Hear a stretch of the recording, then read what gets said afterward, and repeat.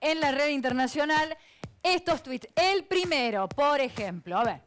El telescopio espacial de la Agencia Espacial Europea capturó una imagen de la primera luz del universo emitida después del Big Bang. Y escribieron, la edad del universo se estima en 13.820 millones de años. Increíble. Vamos ahora al tuit número 2. Lo escribió Gonzalo Higuaín. Hoy juega Argentina frente a Venezuela en el Monumental y el Pipita respondió los saludos de los hinchas que recibió en su cuenta. Buenas noches a todos. Espero que estén bien. Acá preparando el partido para mañana. Qué lindo leer que van a llenar la cancha, escribió.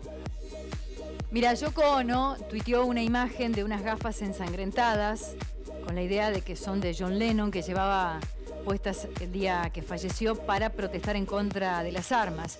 Escribió, alrededor de 1.057.000 personas han sido asesinadas con armas de fuego en Estados Unidos desde que John Lennon fue baleado y asesinado en diciembre de 1980.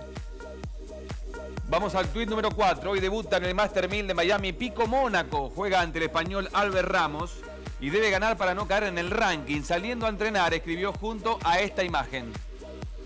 Y estos son famosísimos actores, Robert Pattinson, Kristen Stewart, juntos después de 2 meses de haber estado separados. Bueno, una fanática se tomó una foto con la pareja ahora reconciliada en Los Ángeles y la publicó en su cuenta de Twitter. Escribió, ¿hace falta que diga algo más?